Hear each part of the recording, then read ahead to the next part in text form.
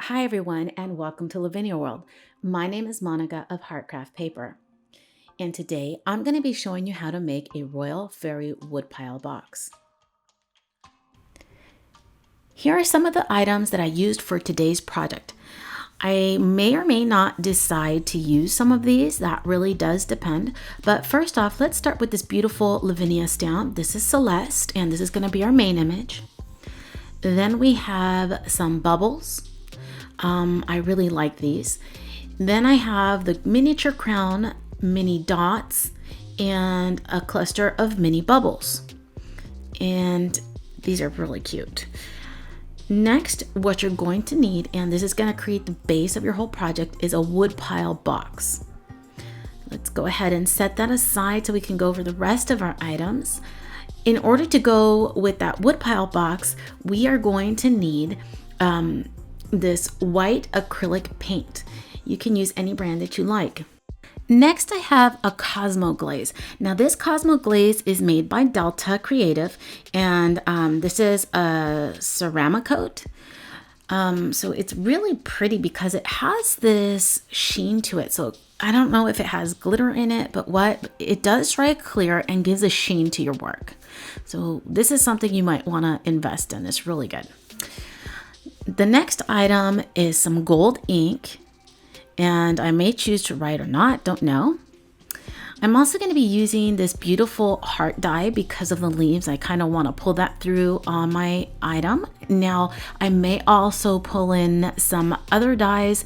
I'm thinking about maybe some leaves. I'm not sure, maybe this one. So we'll keep our options open. Next, I have these two stencils from Tim Holtz. One is a splatter and the other one is a brick wall. We're definitely going to be using both of these. Now, in order to get everything set onto your Woodpile box, you're going to need some Modge Podge, some type of glue that you can actually paint on, okay? And I always like Modge Podge.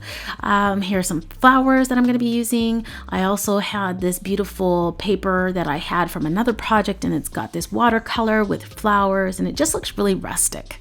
So we're going to use this one. Now, here is a beautiful printed paper, and this is Sonnet 23 from William Shakespeare, and I figured this would be perfect for this. And then we have one of the final pieces of paper, which is this cosmic paper, and it's just a standard paper. The other two are cardstock. And chocolate. Now, you're probably wondering why chocolate, but we'll get into that a little bit later. All right, let's go ahead and get crafting. The first thing I'm going to do is start by painting my Woodpile box in white.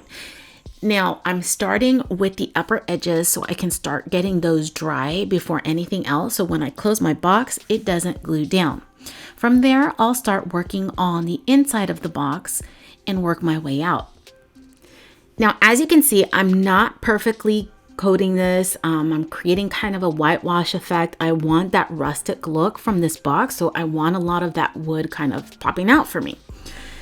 Now, I'm also not going to go back with the second coat. I want this kind of whitewash effect again. You know, it's really important to me because it's part of the whole effect. I even painted over the hinges and the lock just because I also, again, it wants to be messy. That's what I want the box to kind of look like. It doesn't have to be nice and neat and perfect. You know, not every single craft you make is going to be perfect, nor nice or neat. And so that's what I'm pulling off here. Once I've painted the back, I'm going to go ahead and let it dry, and then I'll continue with the front. That will be the last piece that I will paint. Ready to start decoupaging? I love working on decoupage. But first off, I still have a couple of items that I want to work onto my paper. And that's where I'm going to bring in my stencils. I'm going to start with the brick pattern.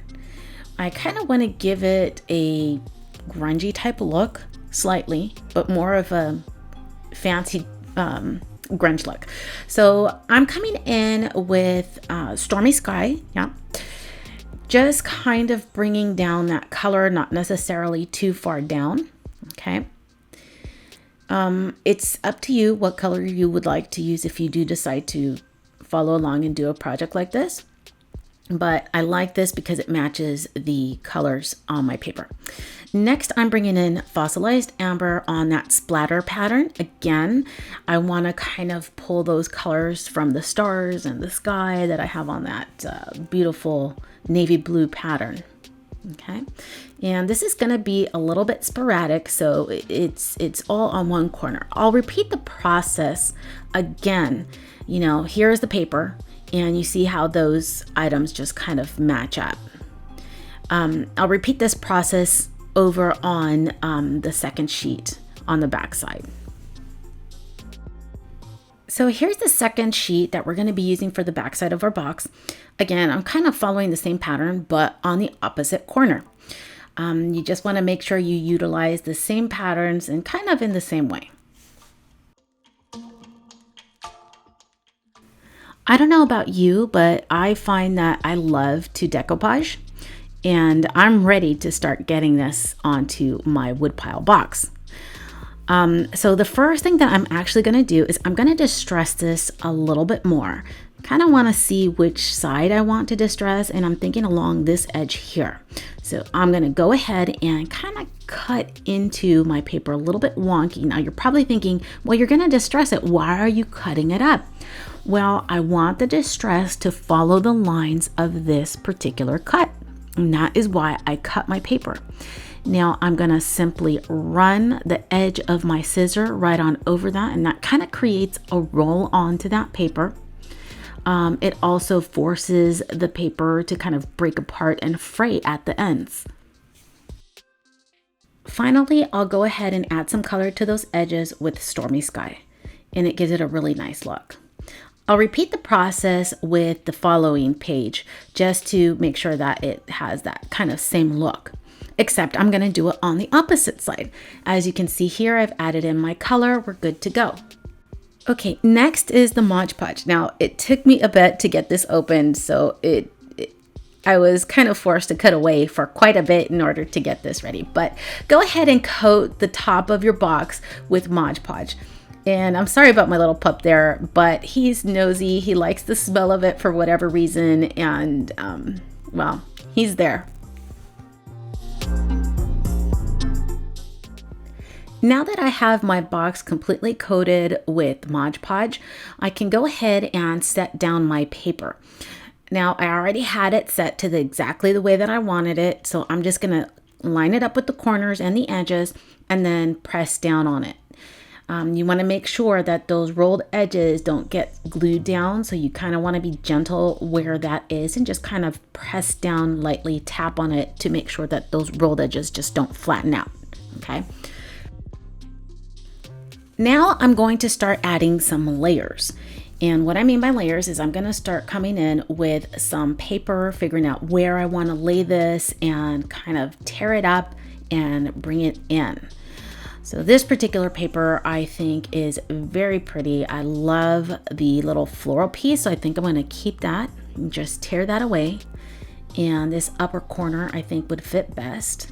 I don't want to cover too much of that brick, so I cut it down even further. So let's just distress this a little bit more. I'm using antique vintage photo, forgive me, vintage photo for this. And I'm just kind of going over those edges. Now, I don't care if my paper bends, that's fine. It's gonna give it that weathered look. Now all I need to do is add some Modge Podge to the back of this and then set it down onto my box.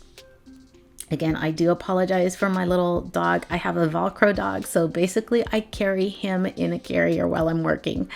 For the most part, he's pretty good, but I don't know what it is about this Modge Podge that he just enjoys the smell of, or he likes figuring out what things are from time to time. So he'll stick his little nose in. So I'm just lining up that with the corner and it looks like I'm good to go. Just kind of press it down gently. I'm ready to start with my first image. This is Celeste. I'm coming in with a navy ink. This is a pigment ink from Memento, This company again is not around anymore, I assume, from what I'm hearing. But I'm just gonna kind of come in, tap off some color, make sure that I've got this item nice and well coated. I don't want it to be too splotchy. I do want to have a very good coverage over most of the image, so I'm just making sure it's got enough coverage. My image placement is a little bit further up on the box. It's not necessarily centered because I do need to add some flowers there on the lower right corner, so I figured that would be perfect. Again, it doesn't necessarily have to be a perfect stamped off image. It just has to look kind of rustic. So that's exactly why I didn't necessarily coat the whole entire stamp. Exactly. I just wanted to make sure it got a very good pigmented color. I'm ready to bring in my celestial paper. I love this pattern. I'm just gonna go ahead and figure out what side I want to use, and I think this will be the perfect side because of the corner. Not too sure, but you know, you'll figure this out as you go if you decide to make this project yourself and where you want to lay things out. But the general idea is that this is something that you can easily make, and the beauty of it. So using torn paper to me is something that I love doing. And again, it's not a perfect science. You have to figure out where things are going to lay and kind of tear as you go along. So that's part of the fun of it too. And I think this might be the perfect size. Look at that. I think that'll do. We'll go ahead and get this glued down. I'm going to come back in with some of that peach paper to kind of help break this up a little and just add a little bit more interest to the sky. So I'm going to go ahead and decoupage a few more pieces along this item. Well, I ended up with only one piece so far, but I do want to come in with the mini dots and that navy blue ink just to add a little bit more interest to this and bring in some spots here and there. Now, it won't be very noticeable because you do have the writing in the background. You have the stenciling, the pattern paper, but it just adds just another layer. The thing about this is just layering on top of another, and it does bring out interest as you go along, as you can see. I'm bringing in the little miniature crown. I love the look of this particular stamp. As you can see, it's got quite a bit of detail, but we're going to be utilizing embossing powder, so it might lose a little bit of that detail. Let me go ahead and get some of that Versamark ink on there, stamp it as if though that crown is just falling off of her head as she's throwing her head back and the hair just kind of flying everywhere. I love the imagery of this. Now, I have it on my Woodpile box, which is absolutely fine because again, some of that gold flecking will add interest to my particular item. So here I have some gold embossing powder. It does have some glitter flakes, so I'm going to go ahead and put that over the embossing ink and then just kind of tap off onto that excess paper that I have there. Just grab your heat gun and start embossing away to your heart's content. Let's go ahead and have a closer look. I mean, I love the shine. The look of the whole entire thing is just beautiful. We're not done yet. I want to add another layer here. So I'm coming in with some of this gold ink and I'm just going to drop it here and there. I didn't want to make too much of a mess today, so I decided to opt out from using my splatter brush, but this actually worked out. If you need to, I just use my finger here to kind of remove some of the ink so it doesn't cover the fairy's face. You know, I mean, you can actually do that. It's pretty nice. Here is the most important part of the whole process, or at least my favorite part. I have my little chocolates here and I got them, let me see. These are Dorchester chocolates. So of course they are from England. And they're these beautiful little chocolates that have their holiday season. And look at how pretty these are. But the fun part comes in the fact that, well, I only need the paper. and I don't necessarily need the chocolate except to eat it. So let me go ahead and open this up, take a quick bite, and we're ready to go. I want this gold paper that's on this chocolate. Look at how pretty that is. It's absolutely perfect, exactly what I need for this project that we're working today. So I'm gonna tear this up and tear pieces off in order to kind of throw onto my box randomly wherever I feel.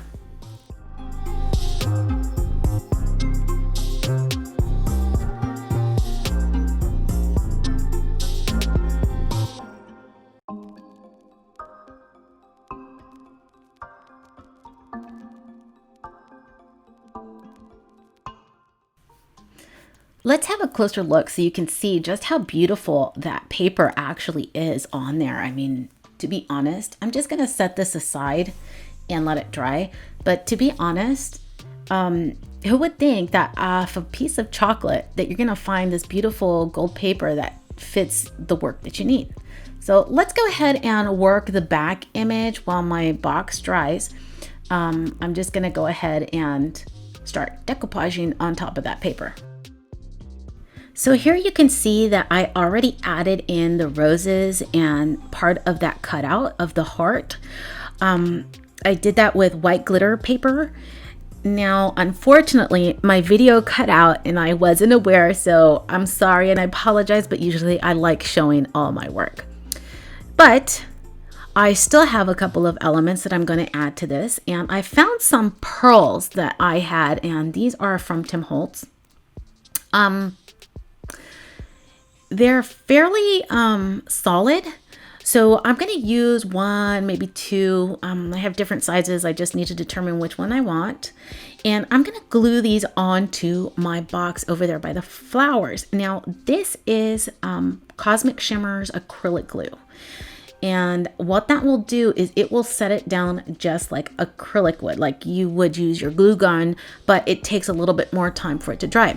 Now the other item thing that I have here, excuse me, are some stamen, and I have these for making my flowers.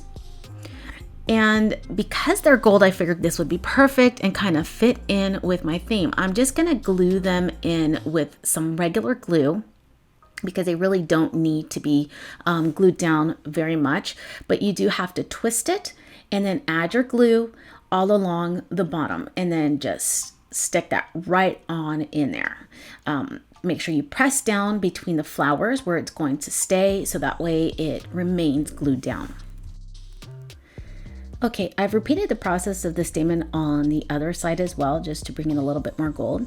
Now I'm adding on my little pearl accent with the acrylic glue.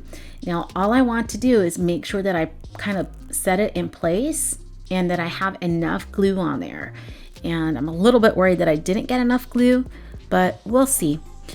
Just make sure that it stays in place where you want it. Next, I found some really pretty crystals that I had somewhere stashed in a drawer. Now these are Swarovski crystals. I'm just gonna add some acrylic glue. Let me go ahead and show you. They do have this kind of yellow coloring to them, so it's really pretty. I'm just gonna set that down onto the acrylic glue. Again, rule of three, not that it really matters on this type of project, but you do want to make sure that if you are doing clusters, you try and use groups of three, or if you are adding something, that you try and do it in groups of three. It's more appealing to the eye for whatever reason. All right, time to work the back of my box. I'm just going to add some Modge Podge onto the back of this, and since I had already kind of pre-worked a lot of the paper and did some Modge Podging directly onto my paper, I don't necessarily have to worry about this too much. Now, I know what you're thinking. You're crazy. You should have done this before and whatnot, but well, unfortunately, the way that I do things isn't always the way other people would do it. But these flowers that I have on the front will not flatten out, so it's fine. Now I'm going to set this down onto the back, so that way it is held into place as I let it dry. And then from there, we'll continue working. And look at how pretty that is. Time to move on to the inside of the box. Now for this particular portion, this is totally up to the person. Maybe you don't want to decorate the inside of the box. You want to leave it blank. You want to pick the type of papers that you want, add some gold, maybe not. I mean, this is totally up to you as to what you want to add to this particular section. Again, I personally want to continue my theme that I have on the outside, inside the box. And this will just make it look very pretty and clean and just kind of that whole follow through. Now you can also decorate the sides of the boxes. That's totally up to you as well. I did so, and we'll have a look once I finish everything off here.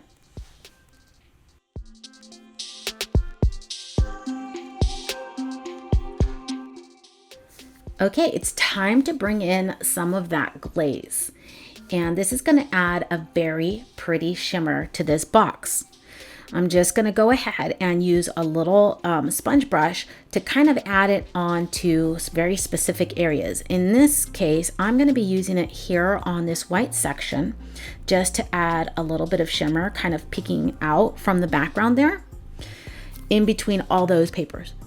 The other place that I'm going to use that is going to be, I want some on this like sky pattern, just kind of as if though, I don't know, just kind of like the night sky is offering that light, just kind of making my paper shimmer or my box shimmer. That's exactly what I'm going for. I can also add some into the inside. It really is up to you what you would like to do. I definitely did, as you can see here. And, you know, I really did love the effect of this glaze. All right, now that my box has had some time to dry, let's go ahead and have a closer look. Here you can see all that beautiful shimmer from that glaze. I love the look of this. You have gold flecks of the ink that are kind of going through on the fairy all around her.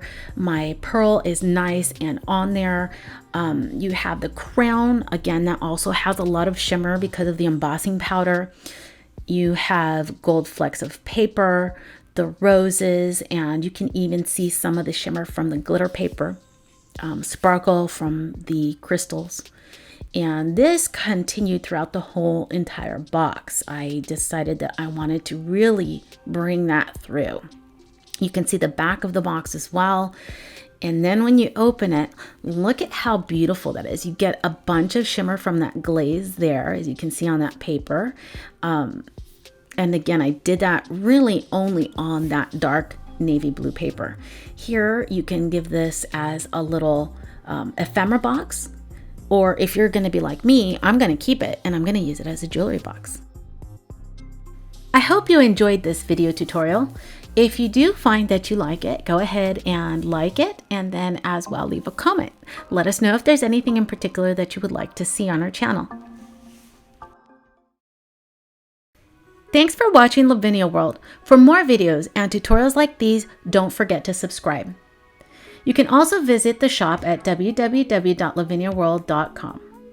Thanks for watching.